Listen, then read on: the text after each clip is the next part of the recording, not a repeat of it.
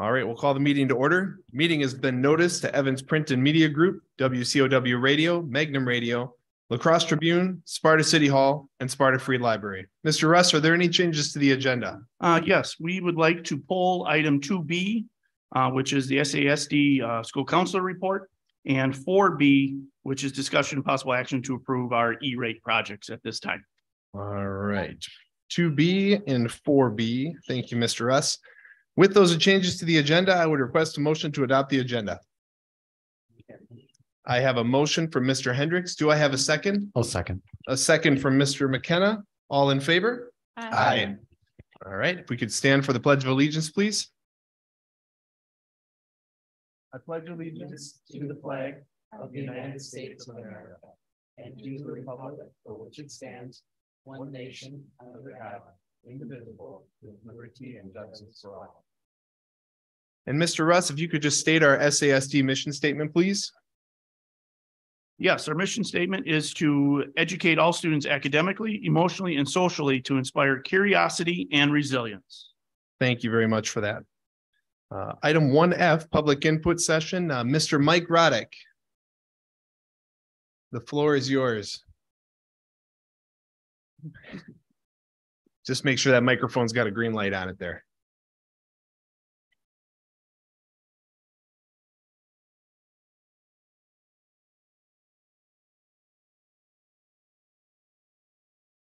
And hold it long enough, story of my life.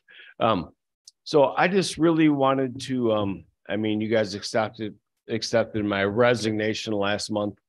And you can teach an old dog new tricks, but I planned on being here last month. So I was really proud of myself for being here at 6:50. But you guys changed the time, not just the day, but the time to 6 o'clock. So I just wanted to thank all of the students and families, all of our assistants and cooks and custodians and teachers, all the athletes I've coached, and all of our central office staff who've helped me throughout the years, and my administrative colleagues for helping me be I'm just going to say it, a half-assed principal. So, but people made me,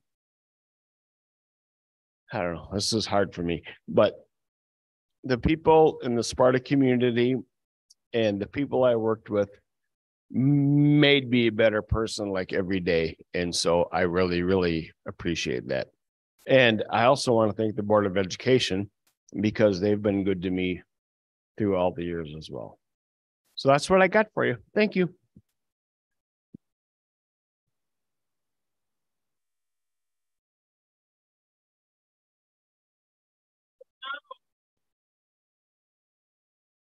Any questions or comments from Mr. Roddick there? You don't get off that easy, Mike. Anything the board would like to state? Thank you very much, Mike, for everything, sincerely. If may I Go ahead. say, Yeah, absolutely. I also just want to say thank you so much, Coach. You made a difference. One of my favorite teachers, Mr. Roddick there. So appreciate the education, appreciate the friendship over the many years, and congratulations. All right. Is there any other public input, Mr. Russ? Okay, perfect. All right, item 2A, the robotics team report. Mr. Lee and Mr. Gonke.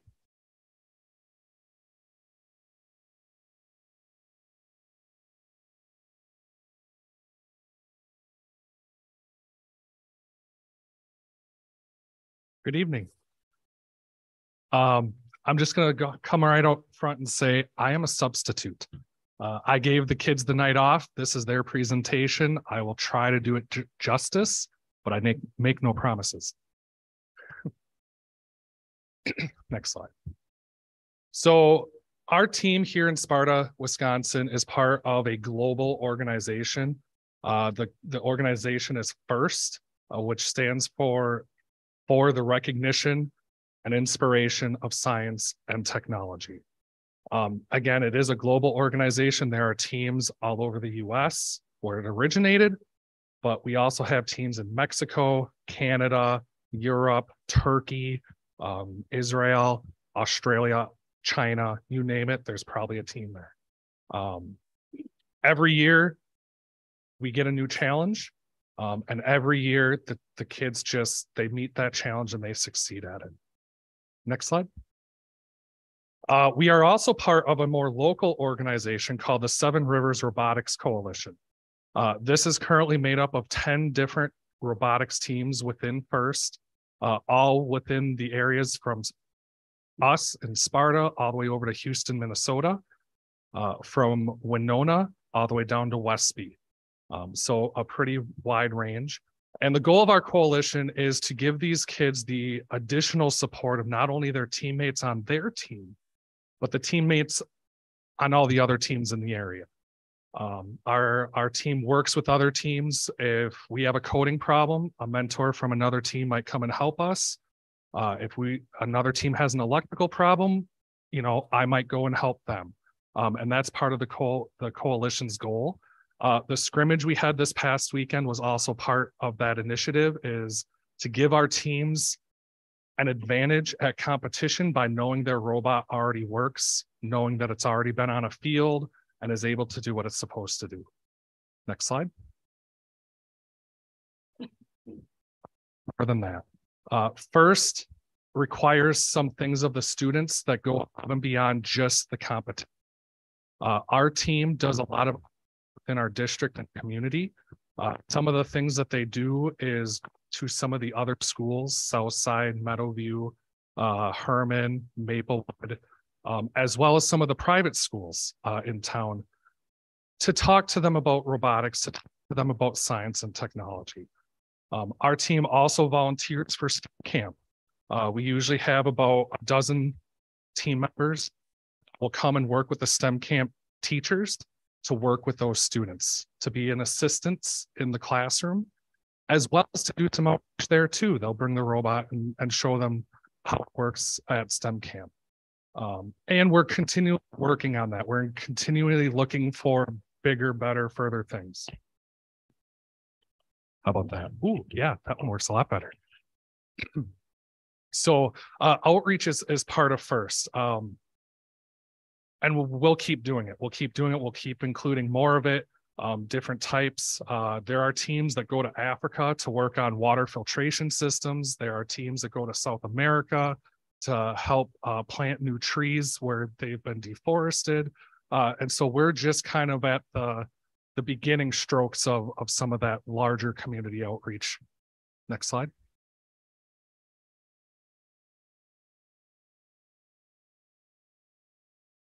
So what happened this last weekend is we had our week 0 scrimmage, a week late, but it's better late than never.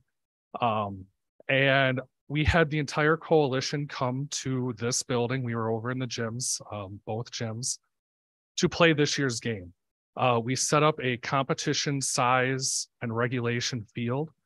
We have an FTA, which I don't expect you to understand, but it's the person that runs the actual competition. We have an FTA come and run the event. The teams work, they bring their pits where they work on the robots. Our team also set up concessions, ran that. And generally, like I stated earlier, it is to give the team an idea of where they're at with their robot before actually going to competition. These robots typically cost in the average of $5,000 to $10,000 to build a year. And so they want to make sure that the robot does what it's supposed to before they actually go to a match that counts. Next slide. Our meeting times. Our team meets year round. We meet in the off season, which is typically April through the summer and all the way up to December. The kids meet anywhere from 2 times a week to once a month during the summer. During the off season, we focus on things like training. What are all the electrical components? How do we cut aluminum? How do we wire electrical things together and make sure that it works? How to program, yes, how to program the different computer languages. But we also do some team building and bonding exercises. We do, bowling nights and we go canoeing and things like that, just because we're more than just this competitive team. We are essentially a family. And so that's the off season. When it comes to build season, that happens January, February, and then competition season is in March.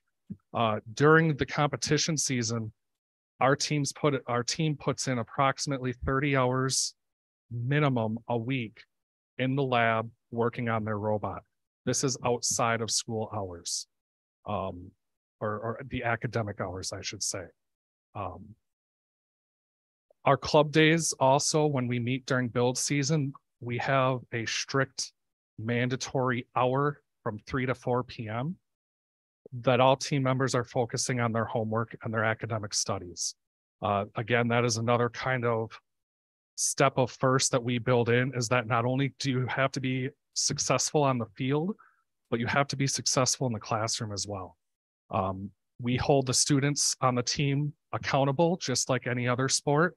If they're struggling with their grades, if they're not passing classes, they're not eligible to go to the competitions. So by incorporating this time, we see it as allowing the students to improve their academic goals if they're not in good standing. And it is also another way for the team members to bond. We have groups that study together. We have older upperclassmen that will mentor or tutor the underclassmen if they're struggling. Next slide. I love this graph that they used right here. I did not ask them to do this, but I was very amazed when I saw it.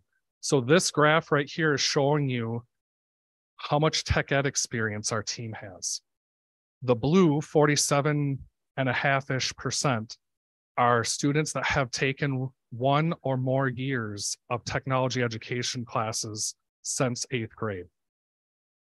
The red and the orange are those students that have less than 1 year of training in the technology education area.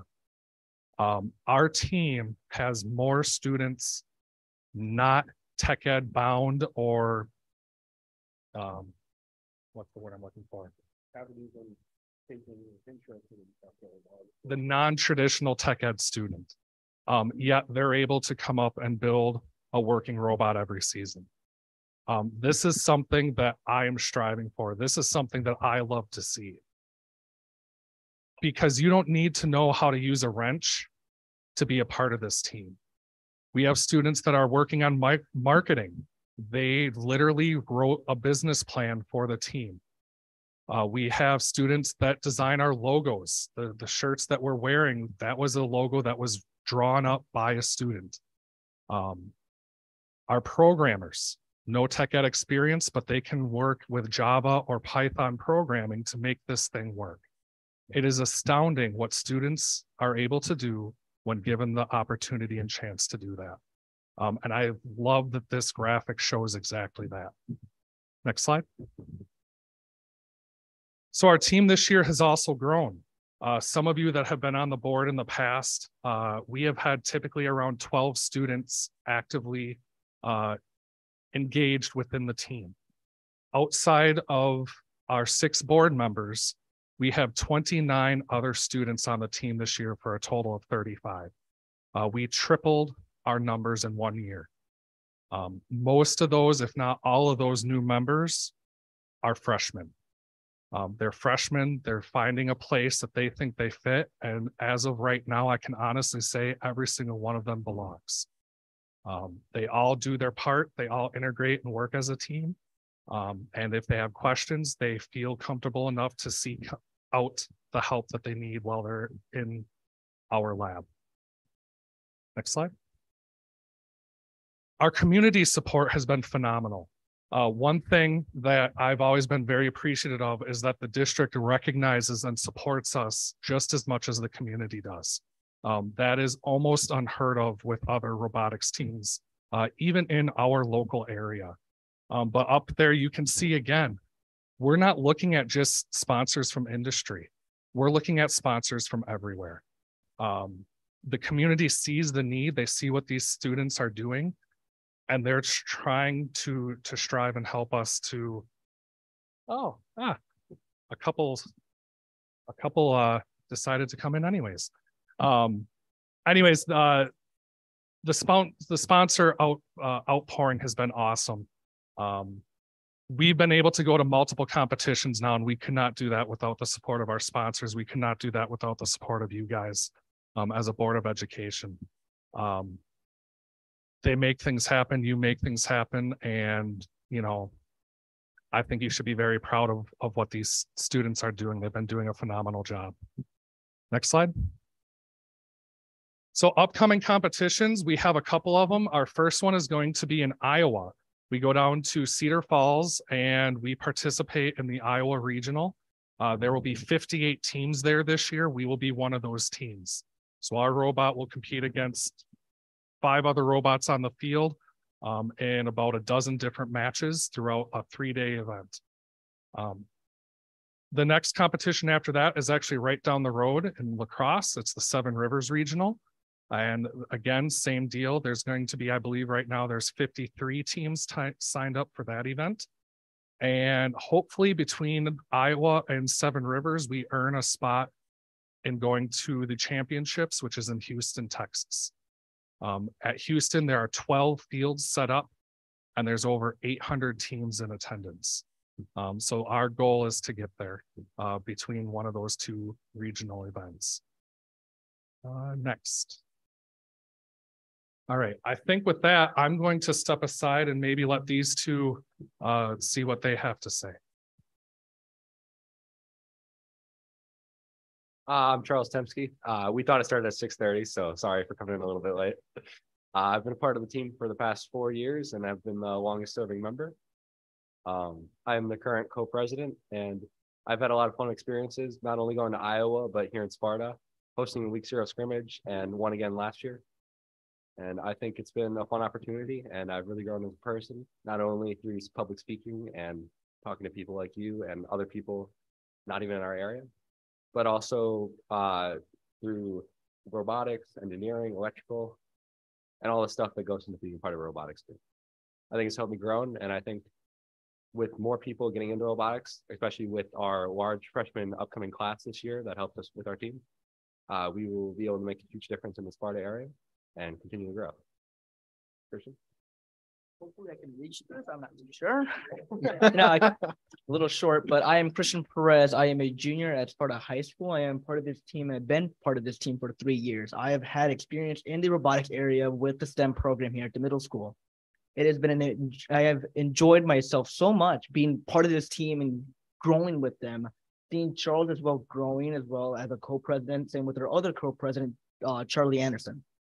Learning the programming, the electrical, the multimedia, the marketing, every single department has been amazing, and I've learned so far. Also being part as a Hispanic as well, being part of here, I want more people that are, non-American, want them to grow and see the difference that I've made and making sure they can come up and say, hey, look at this person here. He has done a difference. I want to be like him, if not better. That is the difference I want to make. And I've been making that so far, just being who I am, being a translator for whoever. It's been amazing, and I love it. I would recommend anyone, no matter who you are, to join this team, because you will always learn something from it. Thank you so much for that. We really appreciate it. Any questions, comments from board members at all? Wow, you make me want to join the team. Thank you all so very much. Mr. Lee, I just want to say the community that you're building is incredible. It matters, and will go out and help the students, their learning skills within this community that will help go out, will allow them to go out. I'm sorry, I'm like feeling emotional here. Will allow them to go out and help us build our actual community in the world. Thank you so much. It's incredible. I'm really excited for you. Thank you. Thank you, Mrs. Lopez. Any other questions, comments? Mr. Hendricks, go ahead. Yeah, thank you for the presentation. I'm curious, give us a little description of what went really well and what didn't go so well this weekend. Well, it can be different ways of saying it because different people, different experiences. But from what I would say, to be fair, I think it went well. Having communication with different teams, especially with their own team as well as it's expanding, I'd say it went well. People loved I love the atmosphere that was there. People love the atmosphere that was there. Just seeing robots going against each other, seeing teams communicate with each other. That is an experience everyone wants to experience. And that's my personal opinion. I'm not sure about them, but I would say they would agree as well. And, and our team would agree.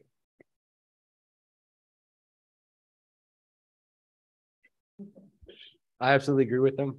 We had a great overall turn up. So many people seemed to really enjoy it. And I had many parents come over and be like, this is really interesting. I can't wait for my kids to come over and do this in the future. Something we would have loved to have done better is to have our robot working a little bit more. As you might have saw, we were only out there for a couple matches, but we had some unfortunate wire issues and we had to reboot many of our systems. We hope that in the future, we definitely have that system fixed, and we hope that you guys will be there in La Crosse and possibly even Iowa to support and cheer us on. Any other questions or comments from board members? Mr. McKenna, go ahead. What do you attribute to the change with the 24 freshmen coming on this year?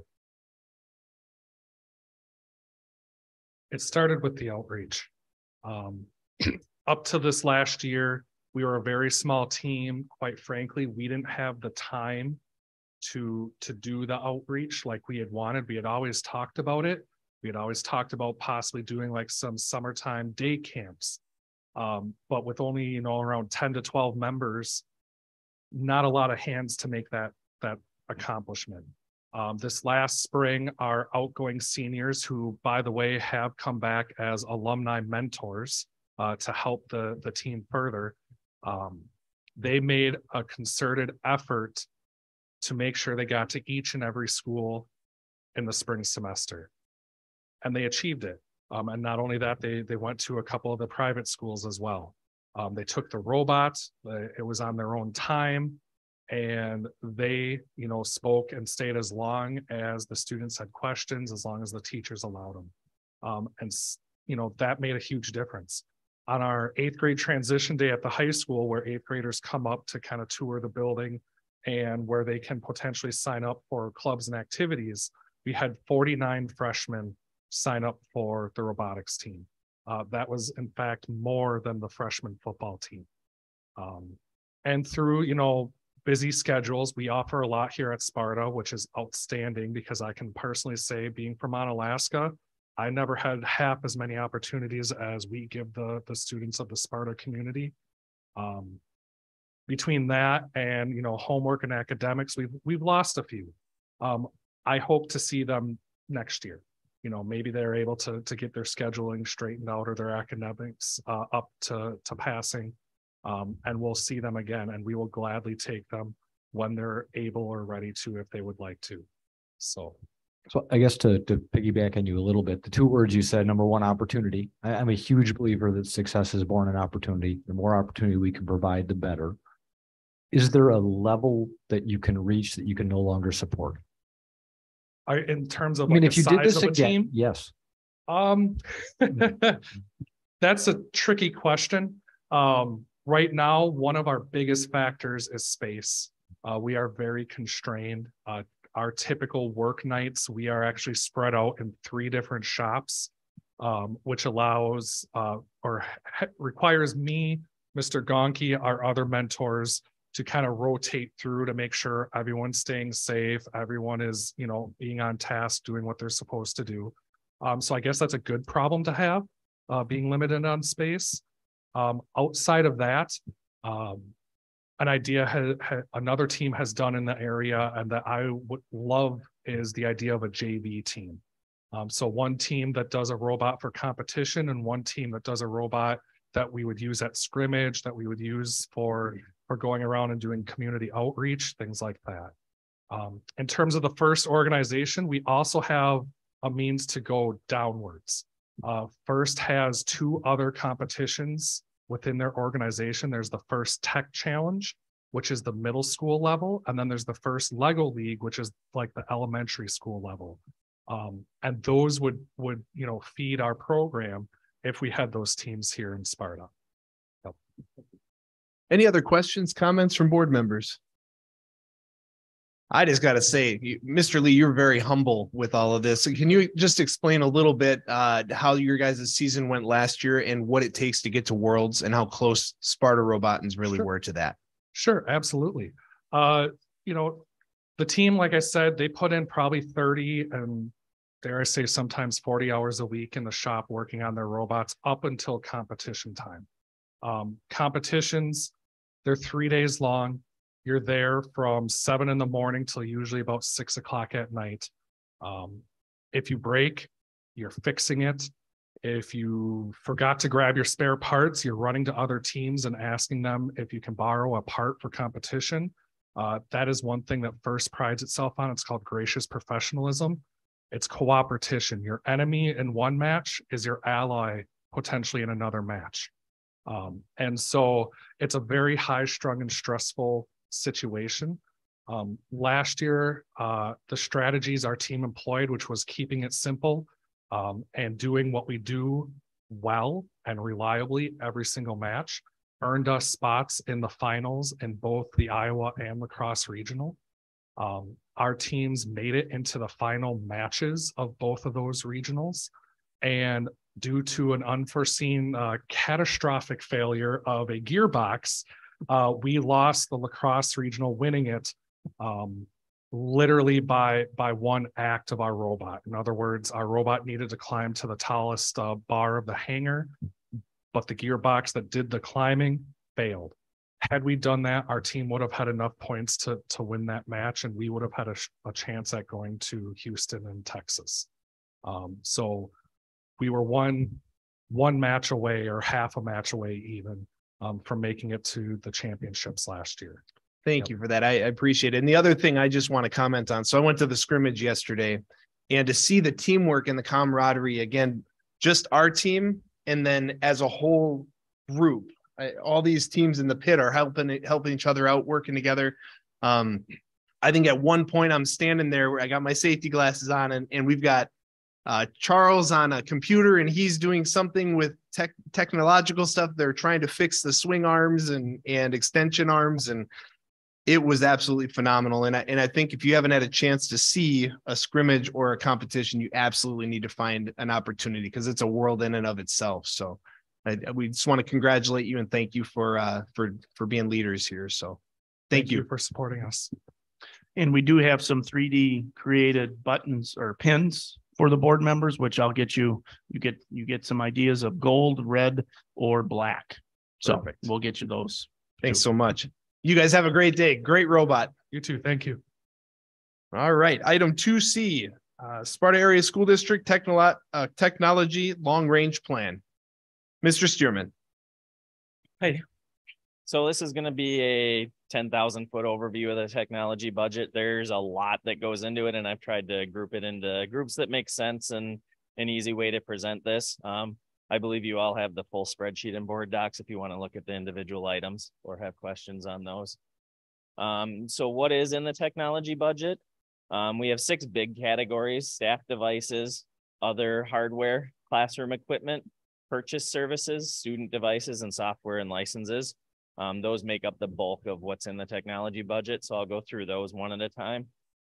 The first one is our yearly purchased services. So those are things where we're buying something from a service provider, and it's a yearly expense that recurs year over year. That's usually based on what we use. So we've got our phone system support and licensing. So that provides us with software updates for the phone system. Our telephone service, so actually being able to send and make calls through the district. Faxing for student records and any other faxing needs for that. Our internet service for the entire district. And then we also have a line item for fiber location for Diggers Hotline and fiber repair. I don't know if you guys have noticed, there's been a lot of digging in town recently. So we've had a lot of that. So we contract out to have somebody mark where our fiber is so that when they come to dig, they're not going to put a hole through it. And then if they happen to do that, the budget for repairs for that. So that is around $36,000 a year. And like I said, that's a recurring every year. We pay right around that amount. Our budget for next year is 5% higher than it is this year, which is a pretty conservative increase year over year. Our next part is our yearly software and license budget. So this is the software that we use to do what we do. So Skyward is our biggest chunk of that. And that is somewhere going to be between 100 and 110,000 a year. That is probably far and away the biggest single line item on the technology budget. So that's what does Skyward Student and Skyward Finance. So that's the software we use to run the district for all of our operations. Microsoft licensing is our next biggest one. It's 25,000 a year. So that covers Microsoft Office on the staff computers. It covers on the PCs. It covers their Windows licensing. And then it covers the licensing for all of our servers that do things in the back. We've got print servers, file servers, and all that. So that's all rolled into the Microsoft licensing. Our Jamp device management is Jamp is what we use to manage all our iPads and MacBooks. So that's the software that lets us push updates to it, run reports, organize them, get them set up for staff efficiently. And then our next biggest one is our internet and content filtering and monitoring for students. So that's what student looks up something inappropriate on their device. It'll block that page. It'll send an alert to an administrator. If there's something else going on, it'll send them alerts for stuff like that. So that's a big student safety piece. And that's probably the fourth biggest one on the item. And then we have a whole bunch of other little ones that add up to around 38,000. So we've got Adobe, Cami, Zoom that we're using to stream this board meeting. And then just a bunch of other littler tools that add up for that. So our total expenditure for 23-24 that we're budgeting is 210,000 for that category. Our next one is hardware. So this is going to be non-like devices that people use. This is just like infrastructure hardware. So it's servers, networking, phone system, backup servers, battery backups, wireless access points. So those are on a rotation. Typically that stuff lasts longer than a device or is in service longer. So we run a 5 to 7 year rotation on those items. We currently have our inventory is around $265,000 worth of equipment. That's like our rolling average of what we have in service. For next year, we're looking at replacing 20 to 30,000 of that equipment. We're looking at new wireless access points in certain large areas, and then battery backup so that if we have power outages, phones and whatnot can still be used in the buildings. So that's for that category. Student devices is probably one of our biggest ones. We have 3,575 total devices that are in our student pool. They're on a 3 to 5 year replacement cycle, and it is $1.35 million for that entire pool. Our budget estimate for next year is $90,000. And if you notice that 90,000 doesn't really get you a third to a quarter of what that 1.35 million is. So we are holding off on upgrading our elementary school iPad upgrade for next year for budgetary reasons. So normally we would have another $500,000 probably that would have come up, 400,000 somewhere in that neighborhood to replace those, but we're choosing to put that off one more year. So that brings that budget down considerably. And I believe what is getting replaced is any damaged devices. So I think we have 40,000 set aside for damaged devices if that needed to be done. And then for SVLA, they use Chromebooks instead of our iPad. So if there's enrollment for that, we'll go with that. But 90,000 is our budget estimate for that for next year. Our classroom equipment budget, so that's Promethean boards, TVs, projectors, the computer labs at the high school and the middle school. We have roughly $500,000 in inventory of like displays, and then roughly 135,000 in the PC labs and computer labs. We are going to roll with everything we have for another year. So our budget for next year for that is $0. We're not planning any upgrades in those. We're going to hold off. Everything we have is functional and works. So same thing, budget considerations. We're going to reduce that spending. Normally we would do basically a fifth of that amount or try to keep up with the cycle. For staff devices, That's our MacBooks for teachers, iPads for teachers, EA iPads, MacBooks for central office, business office, laptops, secretary PCs, equipment for nutrition services. So we have 476 of those devices, and they're on a 3 to 5 year cycle. Most of those were replaced last year or the year before, so we're pretty good on those. The $59,000 is actually a lease payment for the staff MacBooks. So those, we spread that cost out over 3 years. So that's the amount of the lease payment for the staff devices that'll come out of that for next year. So this is our 3-year budget summary. So it's kind of interesting. We spent $670,000 estimated, really close for this school year that we're currently in. Next year, with those cuts and not upgrading, we're looking at $428,000 for our projection for that. And then if you look at 24-25, because of all of the stuff that we've pushed off of next budget year onto the following, we've moved those items and said that we're going to try and do those in 24-25. So that makes that budget figure look a lot bigger than it would. But it's really saying this is our rotation. If we defer for a year, that's just going to move the cost to the next year. It's not going to get rid of the cost. So it's going to make that figure look really big for 24-25 as we don't do things for next year. So, and the biggest chunk of that is student devices, is iPad one-to-one devices is the biggest chunk of what's getting pushed off for that. Any questions? Questions or comments from board members? Mr. McKenna, go ahead. Could you go back to the student device one? Yep. So typical rotation, we'd be looking at doing pre-K and K.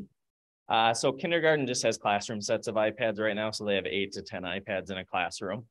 And then kindergarten through 5th grade is a 1-to-1. Okay. So those would be the 2 that would have been due up for this coming year. Like that we would have done next, so over the summer for next school year.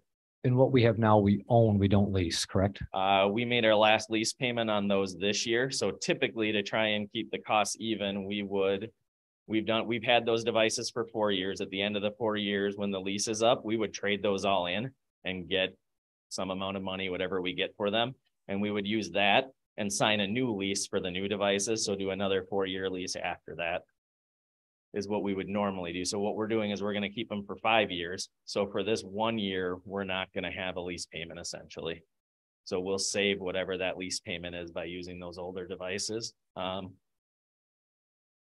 We'll lose a lot of that money in resale value. They will be worth less when they're 5 years old than they were for 4. 3 to 4 years is the typical sweet spot for trade-in. We may lose more than we saved, but at the very least for next year, there won't be a budget impact for it. We'll just see that $0 spend on those devices. Approximately how many devices is that? That is probably kindergarten, first, second, third, fourth, fifth. That's probably 1,200, 1,300 devices probably. The $1,200 or 1,200 device range is probably about right. And then the year after that, the 6th through 12th grade ones were normally due up 24-25. So really, when you saw that big number for 24-25, it's because essentially pre-K through 8th grade iPads are all going to come due at one time, or they'll be up for their replacement at that one time in that 1 year. Okay. Do you know off the top of your head approximately how much in resale difference you're talking about for that year? We have typically gotten somewhere between 125 and 160 for a 3 to 4 year iPad.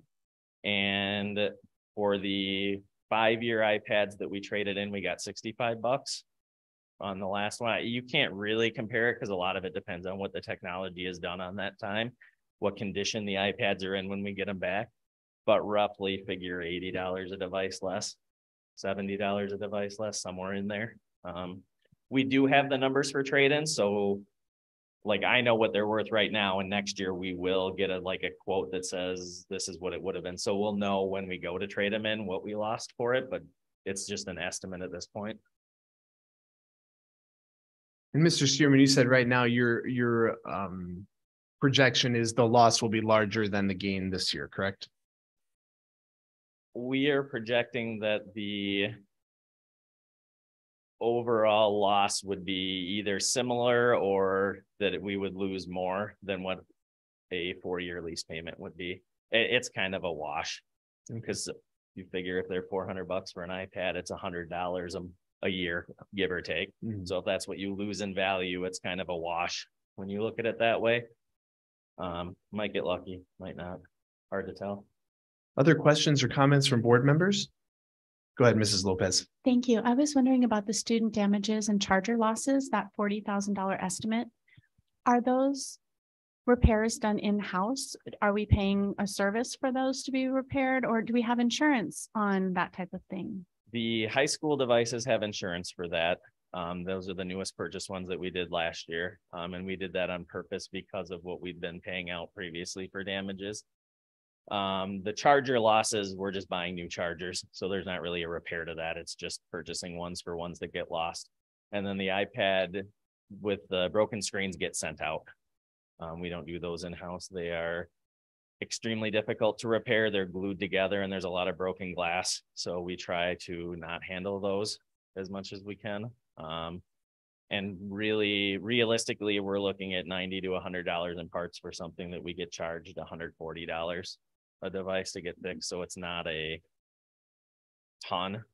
We'd have to buy some specialized equipment to get that glue off, and it just didn't seem feasible. We've looked into it a couple times to see if we could do it in-house, but they're not particularly easy to fix.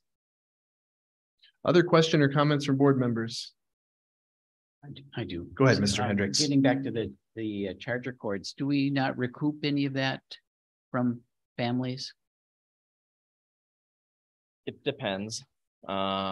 We don't recoup any of that from students who are on free and reduced status. We don't recoup any of it or have a hard time recouping it if they leave the district.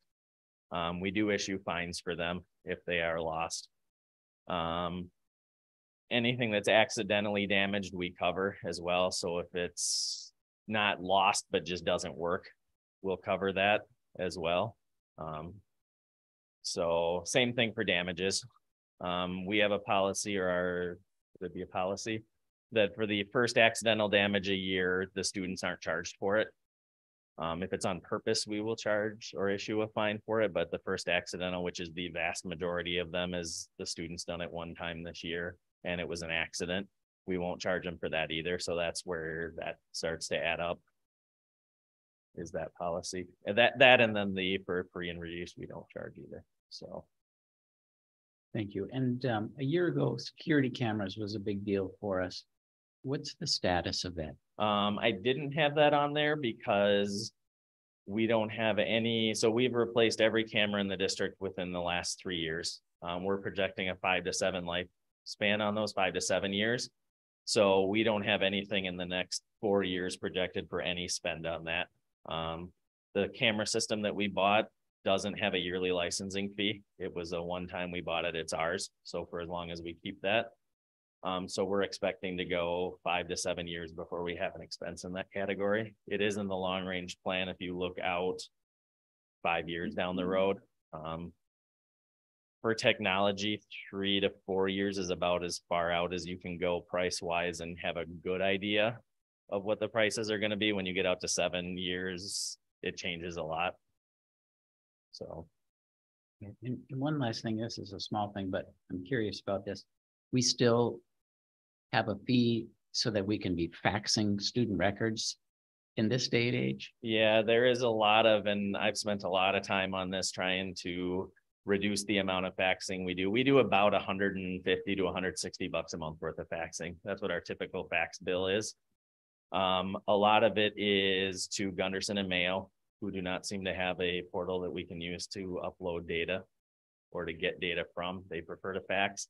And then the other one is other school districts who will only take faxes for their student records or mailing a paper copy, and the fax is still cheaper than FedExing or mailing a copy. So those are the two biggies for why we still fax. Thank you. Yep. Other questions or comments from board members? I know Mr. Wells, go ahead. Yeah, I know that we used to do a student funded insurance program for those first accidental damages. Do you know why we don't do that anymore, or would you advocate for bringing that back? So the big reasons we stopped doing it was I think we were charging maybe $10 or $20 a student, and we were getting $5,000 to $10,000 in revenue from that. And what we found was that the amount of work it took to collect that $5,000 was more than it was worth to have that little small piece of money to recoup. It also, there's the fairness issue. So if you were on free and reduced, you wouldn't, that insurance would just be given to you for free. So we just made the decision to give it to everybody. So everybody gets the same thing. It's definitely something that could be revisited. Other questions or comments from board members? I have one more. Go ahead, absolutely. I guess I'm not in love. I remember a year ago you standing here saying that we should buy new technology for the high school, because if you have the same technology in a kid's hands for 3 or 4 years, it's basically used up. And now you're telling us that grade schoolers are going to be fine. Are high schoolers harder on their stuff than grade school kids? It's actually, the middle school is probably the roughest on the devices. Elementary school is probably, elementary and higher actually pretty similar right now as far as our breakage rates. Slightly higher at the high school, but not a ton. So do you have any idea what kind of shape this technology is in right now? Yep. So out of our 1,300 iPads at the elementary school, there are currently 5 broken ones with cracked screens. So less than half of 1%. So from a condition perspective, we're actually doing really well at elementary. The iPads that they have are still supported by the most recent iPad OS, so they're not behind in anything. The biggest issues with the iPads as they get older is the amount of storage space they have isn't enough for the amount of apps you want to put on, and then just that they run slower. So those would be the 2 things to watch out for. At this point, we haven't had any student run out of space on their iPad at the elementary school, so we're not looking at that. And the slowness is kind of subjective of what your level of comfort is. I think the elementary students are arguably more patient than the older students are with how they go. So I'm not in love with it either. If it was free, or if there was a way to do it and it fit with what our budget numbers we're trying to hit for next year are, I would advocate for replacing those ones for next year. So with that, if there wasn't the monetary issue in the budget, where would you advocate first? Where's the first priority? We would do it'd be Herman, so it'd be 1st through 4th grade would be the ones that we would do. And we would want to keep that building as a whole done as a bunch. That is going to be your biggest bunch. That's going to be like 1,000 or 900 out of that 1,200 though. It's going to be the vast majority of them. Thank you. And you moved right into the couple of questions that I have. So at that grade level, what was the budgetary impact if we decide not to defer and we do it this coming year? It would be, we'd have to get quotes and whatnot, but the approximately it would be 100 to 120,000 for 1 year's lease payment. So we would lease those then. Otherwise, it would be a $500,000 buy, more than likely to buy them outright. We've got a mix of both. We have a lot of devices that we bought outright, and we have a lot that are leased. So it's just kind of a balancing that funding. And we've used ESSER money to buy some. We've used other things or where we've had. Otherwise, we lease them to kind of spread that out and balance the budget a little bit better. And with respect to knowing that Ms. Hauser is not here tonight, that 24, 25 number is a large number. Do we have a general plan or idea of how we handle that, or what we're looking to do about that? Or is it more just kicking the can down the road, Mr. Russ? Right now, it's kicking the can down the road until we can come up with a more formal plan to do that. Okay, thank you. Any other questions? Comments? Thank you, Mr. Stearman. Thanks. All right, item 3, the consent agenda. All board members, please take a moment to look everything over. And once you've had that opportunity, I would entertain a motion to approve the consent agenda. I'll move approving the consent agenda. I have a motion from Mr. Hendricks to approve the consent agenda. Do I have a second? I'll second that. I have a second from Mr. Wells. Any further questions or discussion on the consent agenda? Hearing none, roll call. Mr. Burns Gilbert? Yes. Mr. Wells? Yes. Mr. Hendricks? Yes. Mr. McKenna? Yes. Ms. Prestwood, Yes. Ms. Lopez, Yes. Mr. Shelby. Yes. Motion carries 7-0. Item 4A, discussion and possible action to approve policy 2240. Mr. Russ. All right, through the committee and the committee of the whole and the workshop model, we've discussed 2240, which is a controversial subjects. Policy was vetted by a lot of the board members. We had community input. And this would be this will be the 6th time in theory that this is brought to the board. So just open for any questions or any feedback that you might have had prior to pending approval. Questions or comments from board members? Mr. McKenna, go ahead. So after 6 times, I'm not in love. And I don't know if it would be 16 times would make me be in love. I move to approve policy 2240. I have a motion from Mr. McKenna to approve policy 2240. Do I have a second? I'll second that. I have a second from Mr. Hendricks. Any further discussion or questions?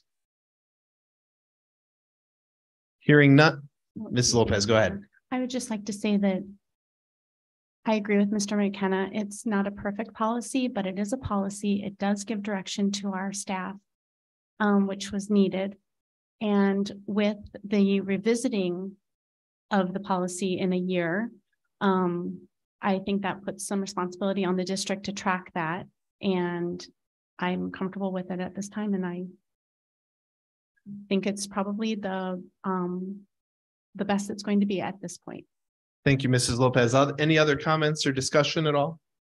Is that Go ahead, Mr. Wells. Is that 1 year a friendly amendment then? I don't think we.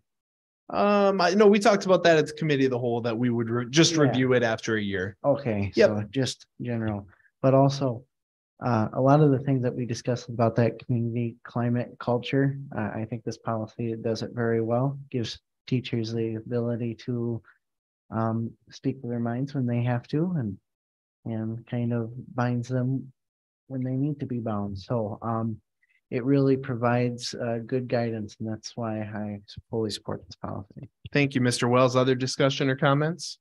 I just want to thank the entire community for the opportunity. Again, 6 times, 2 months worth of opportunities to have discussion and great healthy conversation. And that's exactly what we had. So with that, all in favor, say aye. Aye. Those opposed, motion passes. Item 4C, discussion and possible action to approve grants and donations. Mr. Russ. All right, put it up here so I can see it on my screen. I'd like to, for your approval, we have 2 for your approval tonight. Sparta FFA Alumni High School, very generous donation of $5,000 to for general use in the FFA. And then Jostens. Jostens is our yearbook provider, our picture vendor, and we have a very good relationship with them, and they've given a very generous donation for general supplies to Southside Early Learning Center for about $1,100. Thank you for that, Mr. Russ. I would approve, or I would entertain a motion to approve the grants and donations as presented. So moved. I have a motion from Ms. Prestwood Funkhauser. Do I have a second? I'll second that. A second from Mrs. Lopez. All in favor? Aye. Motion carried. Go ahead, Mr. Russ. I'd like to, just for information, just like to thank Biederman Jewelers for their generous donation, the Leslie and Athea Stanley for their generous donation, Monroe County Retired Educator Association, Sparta Rotary Club, First Sergeant Ricky and Kimberly Merritt, Jostens, Multistat, P&P Products, and the Monroe County Educator Association for their generous donations. And on behalf of the board, we appreciate all of those. Thank you very much for that, Mr. Russ. Item 4D, discussion and possible action to approve furniture purchase for ISA in the amount of $76,676.05. Mr. Sanders. So Innovation STEM Academy has the expansion grant. This is year 1. We have $150,000 budgeted. Much of that is going towards getting ready for adding up to 20 students to our school.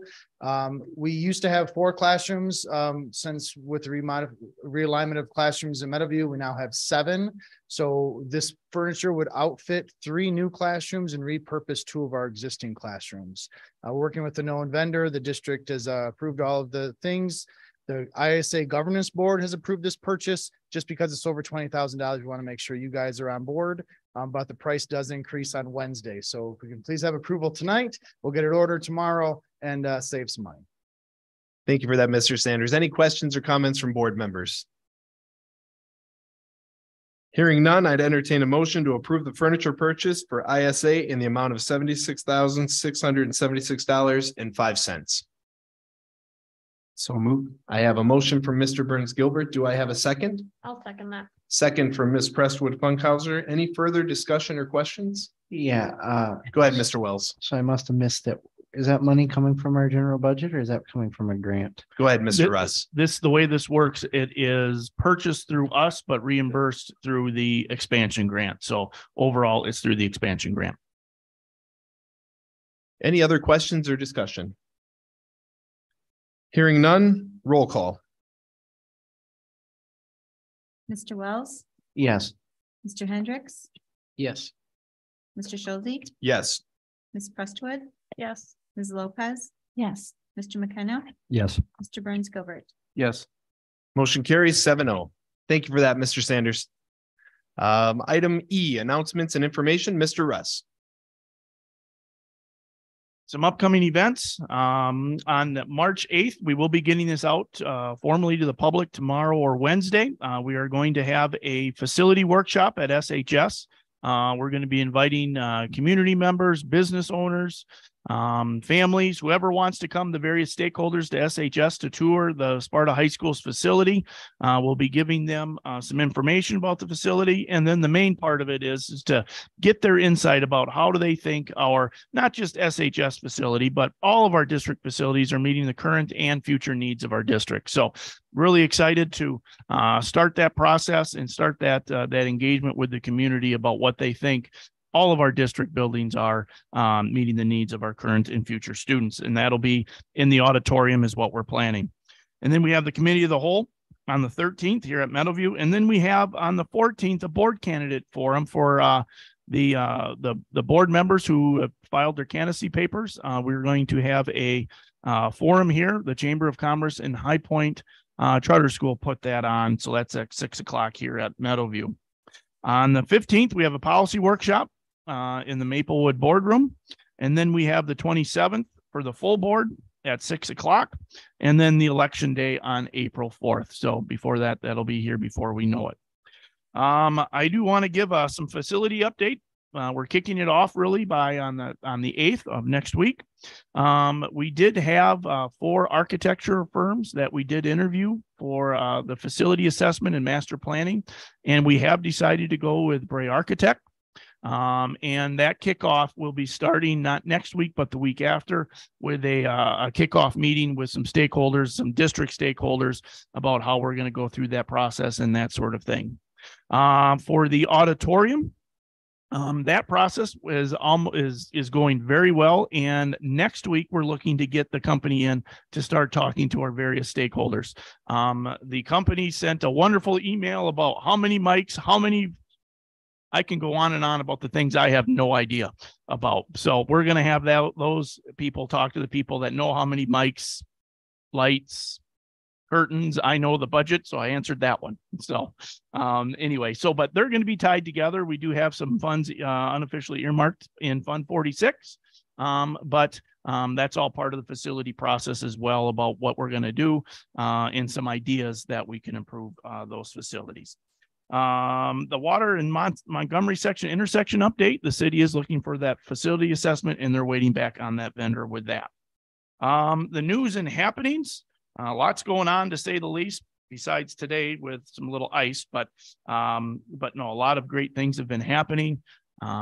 We have our district district music festival on Thursday, the 9th. That will be at SHS. So that's a very exciting where all of our choirs and bands come together to do that. And just a lot of good work being done. We're coming into the state assessment season. Next week, SHS juniors kick it off with the state required ACT. And then we go into forward, we go into pre-ACT, and we also have our spring maps going into that as well. Mr. Russ, how are all the dodgeball games going? My daughter says they're going very well, and I've been invited to the next dodgeball game, so we'll have to see. Or I'll have to brush up on Dutch dodge and duck or whatever the saying goes that they say. I think you're absolutely going to have to practice up on that. Mrs. Lopez, go ahead. Mr. Est, for the March 8th facility workshop, you said that everyone will meet in the auditorium. Did you also say that they will have an opportunity to tour the school? Yes, we're going to meet in the auditorium, and then we have 4 or 5 tour guides all ready to go. And we're going to divvy up, and we're going to hit the highlights of SHS in different ways. So if we have 40 people there, we'll take tours of 10, and we'll go in different areas. This is where the freshman scavenger hunt really comes in, because everyone is scattered throughout the whole thing as a guide. So it'll be we're really looking forward to this evening, and really great dialogue about what the community feels, how our facilities can meet the needs of our kids. So they will have an opportunity to see the tech ed department, Yes. the locker rooms, the kitchen. A lot of we Everything. have some wonderful, we have Everything. some great things, but they'll be able to We see have it some all. great things, and I know Mr. Lee mentioned some space issues. You'll be able to walk through the space that he refers to. The kitchen, you'll be able to see the kitchen. We're probably not going to go through the kitchen just because that's not what we can do.